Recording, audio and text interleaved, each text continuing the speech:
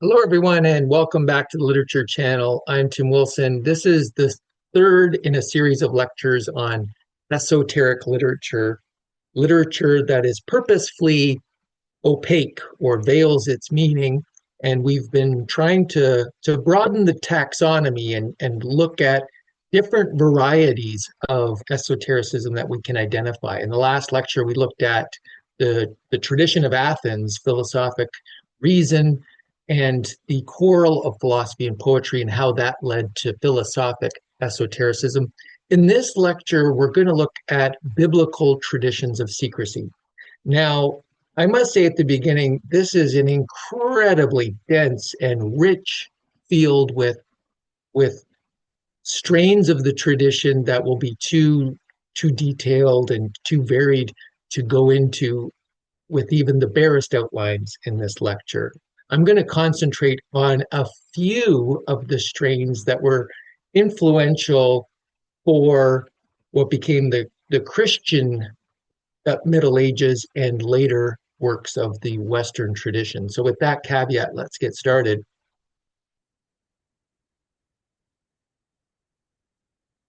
So, as we've mentioned before, the predominant notion of esotericism, if you did a Google search, you would find mystical esotericism, which are usually within, let's say, the Orthodox traditions of, of various religions, often considered heresies or marginal or marginal notions of their religious traditions.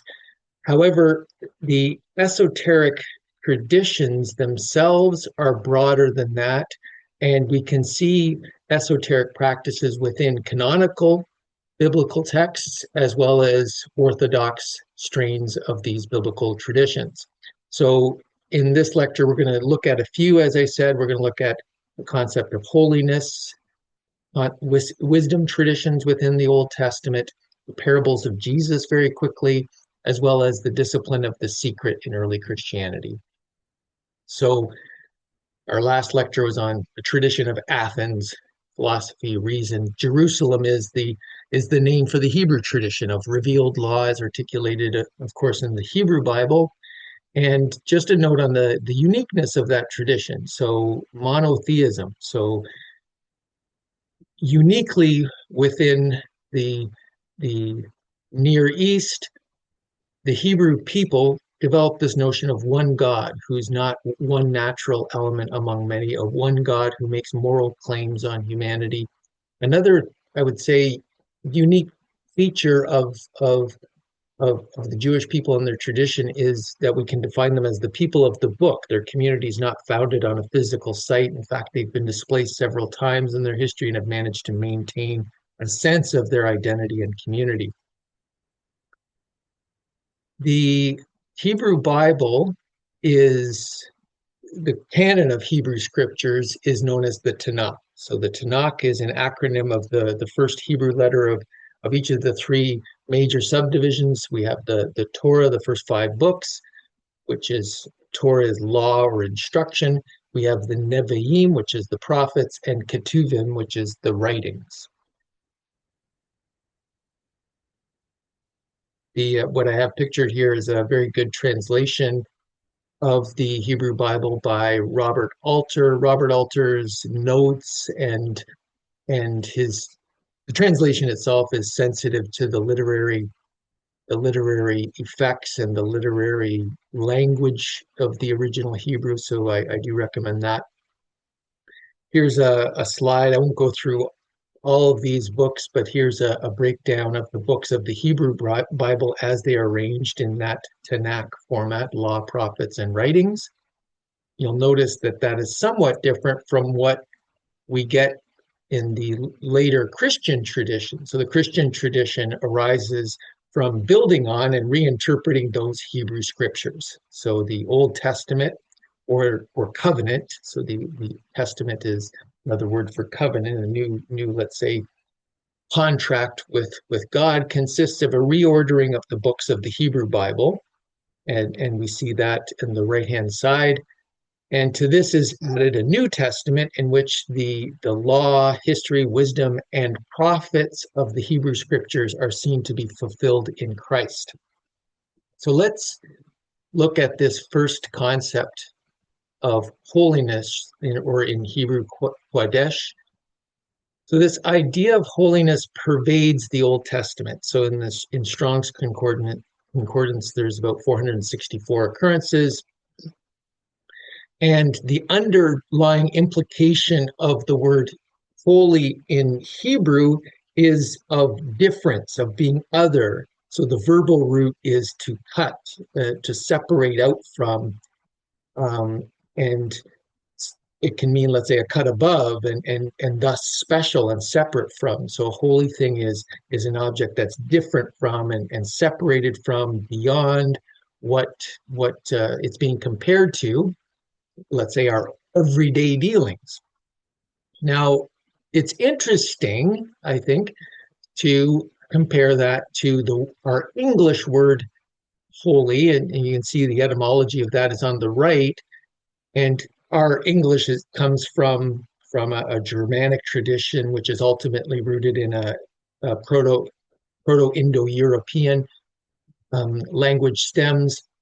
And they're tracing that back from the original Indo-European roots. We see that holy means whole, together, uninjured. So we have the word we use, but I think the concept that we've let's say, undertaken from this Hebrew tradition has this sense of holiness as what is separate and other than ourselves.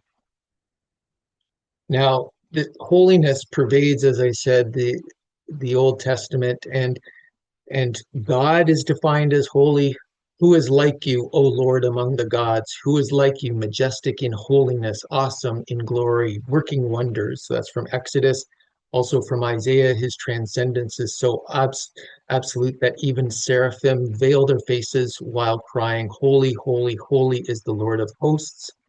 And we should note that God's act of creation and ordering of the cosmos manifests itself as a series of acts of separation. So that concept of defining things as separate from this, to set them apart and set them as holy, doesn't just correspond to God himself, but his act of creating the cosmos. And more broadly, we could say that this is tied to the essential mystery of Yahweh. Remember, we mentioned in the last lecture that the holy name, the divine name, can be translated as "I shall be what I shall be." A notion that God is one of willed activity, not one that can be calculated or known. God is absolutely separate and other, and thus cannot be known. This is really drawn out in this book I've highlighted on the right, "The Religion of Israel" by Kaufman, and he really makes a good, let's say, description and articulation of this difference, this fundamental difference of the Hebrew monotheistic point of departure from the surrounding cultures with their polytheism.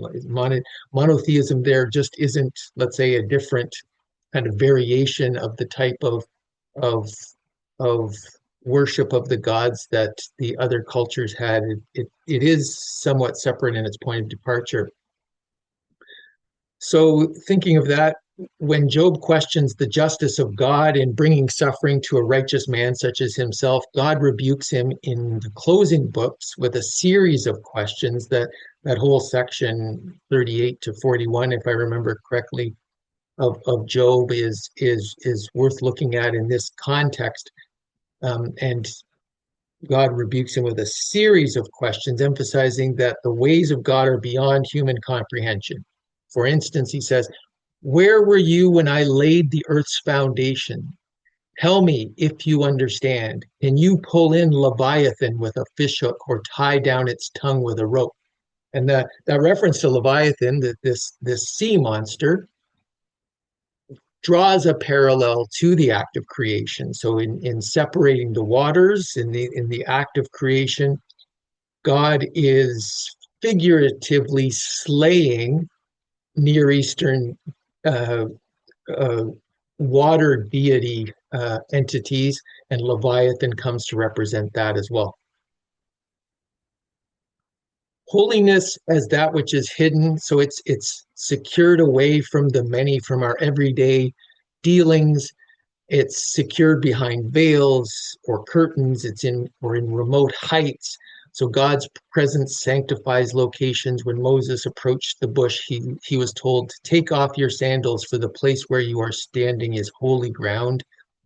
And God's instructions to Moses on how to construct the tabernacle that would house the ark, also becoming the model for the Temple of Solomon later, is hang the curtain from the clasps and place the Ark of the Covenant law behind the curtain. The curtain will separate the holy place from the most holy place. So time is also holy and separated off. So God set apart the seventh day. Quote, God blessed the seventh day and sanctified it. So that's from Genesis, and the Sabbath command upholds that consecration for Israel's weekly rhythm. So there's times of the year that are separated off as holy days, and we get that day concept of holiday even now. And in eschatological traditions, in traditions that are looking forward to the end of time, which, and this would take us a bit too far afield to describe this in full, but Christianity in a lot of ways grew out of a lot of these eschatological traditions. And some of these are preserved in the New Testament. The end of time is where all are joined with God, and that end of time is going to be experienced like a Sabbath-like rest. And I will refer you to the book of Hebrews there, chapter 4. Holiness in people. So the Israelite people themselves are separated off as a holy nation, and this is pointed to in the call of Abraham, but made explicit in Exodus. And ultimately, the prophets foresee a universal participation. Everyone who is left will be called holy, says Isaiah, in the time to come. And the question is when that will be, and whether or not Christ was the ultimate bringer of that good news. And we have, when holiness is violated, to profane holiness is to blur this line between the sacred and the common. So from Ezekiel, your priests have violated my law and profaned my holy things. They have made no distinction between the holy and the common. So we can see that we don't want the many to be profaning what should be reserved and separated off from the few. It sounds very much like the esoteric practices of philosophic esotericism we talked about in the second lecture, and it leads to very similar practices in the Hebrew tradition with slight variations. So another concept that feeds into this is wisdom, or Chokmah in Hebrew, another very prevalent notion in the Old Testament, which refers to a holistic, God-oriented wisdom, both in terms of wisdom of practical ability or prudence, as well as, let's say, a theoretical wisdom, we might say. The wisdom literature is primarily the books of Job, Proverbs, and Ecclesiastes. There's some other books that can sometimes be attached to that, or other books that deal with similar themes, such as Psalms. And these wisdom literature books teach that reverent obedience is the only path to lasting joy. To quote Proverbs, the fear of the Lord is the beginning of wisdom. So we can contrast this with the wonder that begets questioning in the Greek tradition. To quote Aristotle, for it was because of wonder that men both now and then began to philosophize. So the starting point of philosophy, the wisdom in the Greek tradition, is a wondering questioning about things, a questioning how they leads to an investigation of things, so to speak. Whereas fear of the Lord, or let's say an awe-inspired, also kind of wonder-inspiring, but a fear of the Lord in terms of how can I best follow those dictates. It leads to, as we talked about before, it leads to a tradition of religion. What are my obligations under law, etc. That point of departure as opposed to a tradition of investigation. So wisdom is a divine attribute. To quote Job, with him are wisdom and strength, counsel and understanding belong to him. Wisdom, of course, is also hidden. Wisdom is conveyed in proverbs and literary tales. It's not straightforward. To quote Proverbs, if you seek her, wisdom, as silver and search for her as for hidden treasures. Also from Proverbs, it is the glory of God to conceal a matter, but the glory of kings is to search out a matter. Not the glory of everyone, every person, the many. It's the glory of kings, of the few. So we also get in Proverbs a personification of wisdom. So Proverbs 1-9 picks wisdom as a woman, calling in the streets, offering life to all who heed, and she stands in contrast to folly. The literary device heightens the moral urgency of our choice, let's say. And this wisdom, this personified wisdom, is identified with an ordering principle of the cosmos. So wisdom is portrayed as God's master craftsman in a way, forming the cosmos. This is a quote from Proverbs. The Lord founded the earth by wisdom and established the heavens by understanding. And Proverbs 8, wisdom speaks of being brought forth before the world and rejoicing always in his presence. So wisdom was there in the beginning and was this kind of ordering principle by which God created, ordered, separated, set into rules, the ordered cosmos. So wisdom becomes associated ultimately with Christ in the New Testament. This personified wisdom that is this ordering principle becomes associated with what we could call this Christological fulfillment. Although it's an Old Testament term, Chokmah is Hebrew, the New Testament identifies Christ with this. This is from 1 Corinthians, the power of God and the wisdom of God. And Colossians affirms that in him are hidden all the treasures of wisdom and knowledge. And as I said, in the New Testament, Christ takes the place of this personified wisdom as the ordering principle. And this is very clear in the first verse of the Gospel of John. In the beginning was the Word, and the Word was with God, and the Word was God. And of course, that is the Logos, that is Christ. So the Christ is this fulfillment of this eschatological order, bringing this wisdom to all, not just the holy nation. And for this reason, with his death, the veil in the temple is rent. So, to quote, at that moment, the curtain of the temple was torn in two from top to bottom. The earth shook, the rocks split. However, until the final revelation, there still needs to be concealment for those who are not ready to hear. And so we see even in the New Testament examples of even Jesus undertaking forms of concealment. And the most perspicuous example of that is the fact he speaks in parables. Okay, Jesus does not speak the plain truth to all comers. He uses parables as a means of veiling the truth. And Jesus deliberately used parables to reveal truth to those with receptive hearts while concealing it from those who are arrogant and resistant or not ready. For instance, after telling the parable of the sower, the disciples came to him and asked, "Why do you speak to the people in parables?" And he replied, "Because the knowledge of the secrets of the kingdom of heaven has been given to you, but not to them. Whoever has will be given more, and they will have an abundance. Whoever does not have, even what they have will be taken from them. This is why I speak to them in parables. Though seeing, they do not see. Though hearing, they do not hear or understand." And this is from Matthew chapter 13, but you also there are many other references there that I've highlighted that you can cross-reference where similar concepts are brought forth.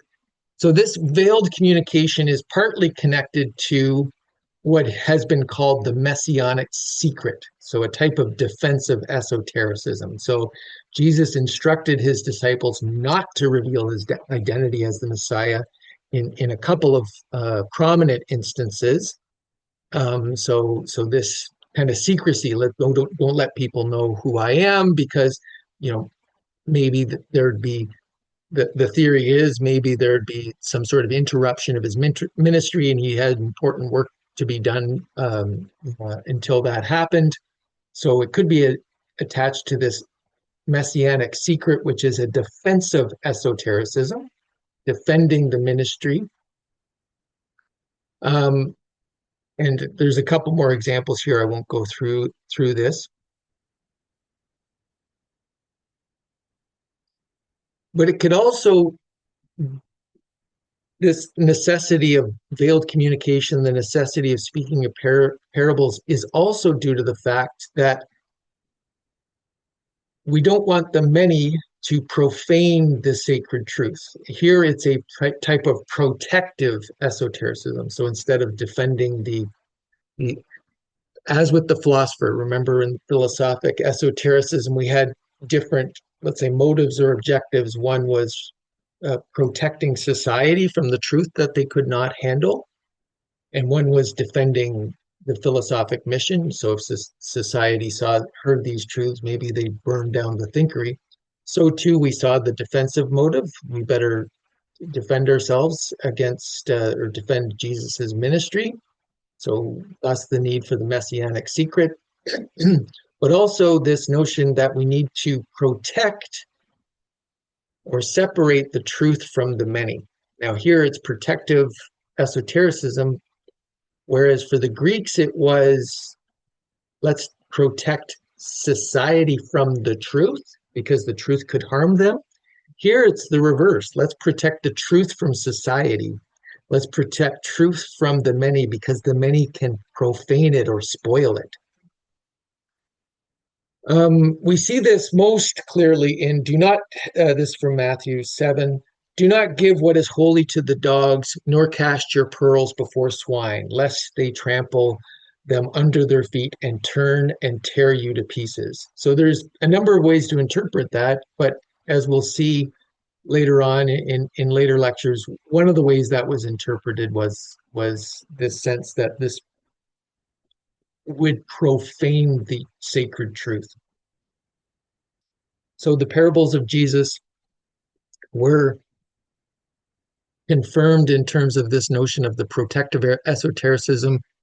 For instance, in Thomas Aquinas's Summa Theologica, in one of the articles there entitled Whether Christ Should Have Taught All Things Openly, he explains that the people to whom Jesus spoke were, quote, neither able nor worthy to receive the naked truth which he revealed to his disciples. And later, Hugo Grotius underscores, let's say, a different aspect to this esotericism, that Christ practiced what we could call a pedagogical esotericism, that he's doing that as a way of bringing forth the souls of those to whom he's speaking. Grotius says, he spoke to the people through the indirectness of parables, that those who heard him might not understand, unless, that is, they should bring thereto such earnestness to be taught as were required. So what is a parable? So it comes from Greek parabole, meaning comparison, illustration, analogy, literally throwing besides. Like bole is from a root of the verb to throw, and para, aside. So you're taking one image, let us say, and then you're throwing another image beside it, and it's up to the reader to figure out the how they connect it, to so to speak. The roots of this form of discourse, the parable, and I'll refer you to the work on the side, which I found a very good book by Scott called Here Then the Parable. The roots of this literary form are in the Hebrew proverb. So hundreds of years before Christ's own practice, but now with a narrative element. So no longer a simple parallel phrase that you would see in a Hebrew proverb. Now it's almost a small story. It has a small narrative process in it. So for example, let's look at the parable of the mustard seed in Matthew 13, 31, 32. The kingdom of heaven is like a grain of mustard seed, which a man took and sowed in his field, which indeed is smaller than all seeds, but when it is grown, it is greater than the herbs and becomes a tree, so that the birds of the air come and lodge in its branches. So, as I said, not a simple parallel phrasing, but a small narrative about the planting of a mustard seed, how it grows, etc. So it's not an allegory with a one-to-one equivalence. So the kingdom of heaven can't be compared. We can't say the kingdom of heaven is the mustard seed, or that it's the planter, or that it's the final mustard, the plant, the final tree. So it's the kingdom of heaven is compared in the parable to a set of processes. So the planting of the seed, the growth of the seed to a large plant, the product of that growth to something that provides shelter for other creatures. So all of these have to be taken into account in some way in someone's explication of the parable, and how they make it their own, and how they understand the meaning. So that's parables of Jesus. I'll turn now to what's called the discipline of the secret in early Christianity. So especially in the 4th and 5th centuries, after a sustained period of persecution of early Christian communities, it became customary to withhold specific religious teachings and rituals from non-Christians, and even from those still being initiated into the faith. So this partly resulted as because of that period of persecution. So in a way, it can be seen as a type of defensive esotericism. We need to defend ourselves, so let's not communicate too openly, or else we'll invite persecution and could spell the death of the community. It also arose as an educational strategy, so as a type of what we've been calling pedagogical esotericism. It aimed to ensure that new converts, especially these catechumens who had not yet been baptized, would absorb the doctrines, gradually reducing the risk of misinterpretation or falling into heresy. So the origin of the custom comes from that New Testament verse that we've already quoted from Matthew 7 about not casting your pearls before swine. Also from St. Paul, where he says he fed the Corinthians as little ones in Christ, giving them milk to drink, not meat, because they were not yet able to bear it. So we can see this plainly in Theodoret of Cyrus, where he says, quote, "We speak in obscure terms concerning the divine mysteries on account of the uninitiated, but when they have withdrawn, we teach the initiated plainly." Now, finally, I'm just going to point to this tradition of fourfold interpretation that really became prominent in the Middle Ages, and we'll have a separate lecture on this because it was so important in the Middle Ages. But it grew out of typological interpretations of Scripture evident within the New Testament itself. So in Paul's letter to the Galatians, we have a great example of that. So building on that typological tradition of interpretation, where they would take Old Testament events and see them as as prefigurations of Christian truths. So they take a literal event from the Old Testament and see it as pointing to an idea, a doctrinal truth that is revealed and fulfilled in the life of Christ and in the New Testament writings. This developed into elaborate schemes of interpretation, not just of Scripture, but of secular works of literature throughout the Middle Ages, and ultimately into this fourfold structure of interpretation that was most notably summarized by Dante. Many authors referred to this and schematized it in their own way, but Dante does it quite succinctly in his works, The Banquet and his letter to Congrande. And as I said, we'll have another lecture on this to go into this in more detail. But basically, in this medieval tradition, we've got a literal level of meaning where we read a story, whether it's the Odyssey, whether it's an Old Testament story, and we see the obvious level of the fiction. So the Odyssey is about this guy named Odysseus who's on a bunch of wanderings and finally gets home. We have an allegorical level where the set of actions can be seen as symbolic of doctrinal principles.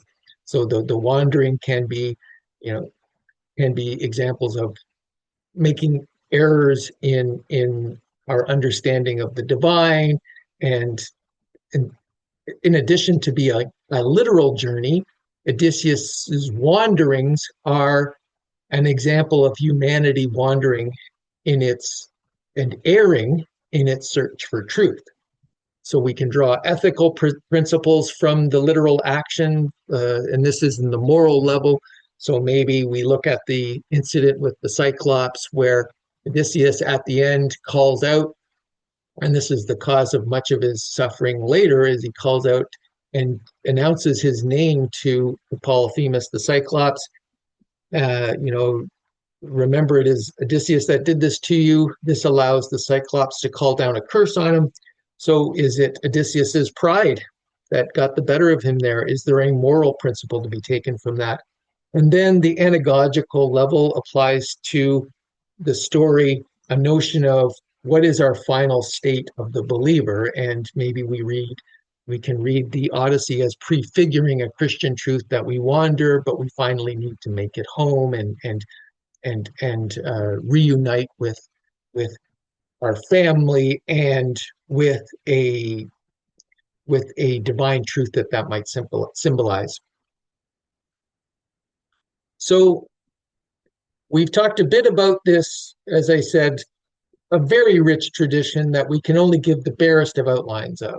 But I want to underscore that notions of purposefully veiling our meaning is not just something that happens within mystical traditions. And it's not, let's say, a product of kind of conspiracy theories of the mystical traditions. It was also within the orthodox traditions of these religious traditions, within the canonical texts of these religious traditions. We also see it, as we saw in the last lecture, on this left side of philosophic esotericism. And we can see the different motives, if we summarize now. Protective esotericism, protecting society from the truth in the case of Athens, protecting truth or the sacred from society when it comes to the religious traditions of esotericism. Both traditions have varieties of defensive esotericism, the need to defend one's own practices or those of the community against a society that may react negatively to one's teachings. Both employ veiled communication as a way of advancing pedagogical objectives, of rather than feeding a student facts that they can regurgitate and memorize, they see the pedagogical practice as one of converting or turning the soul of the learner. And we could say in the philosophic tradition, that's turning the soul from the world of becoming to the eternal. And in the religious tradition, maybe turning from the material to divine truth, and that's more so in Christianity. There's this political objective with modernity only of reforming society, and we don't really see that in religious traditions. We have maybe with the prophets, maybe with Christ, but there I think it's not about political reform, it's about reform of the soul. It's about reform of the individual. Um, we have the ontological objective in terms of that I think is operative in both traditions of a better representing nature or the divine as that which hides itself. And what we're going to look forward to in the course as a whole is how literary esotericism participates in both of these traditions. And in addition to advancing the objectives of literature itself in terms of making us think about things in a new way, it can also advance these objectives. And a couple of works I've highlighted there that we'll look at in the course, Canterbury Tales by Chaucer, More's Utopia, Shakespeare's Henry V, a bit of Milton. So I'll stop there, and in the next lecture, we'll finalize this discussion of esoteric literature by looking at methodologies of esoteric reading, how to read between the lines. So stay tuned for that lecture. Thank you very much.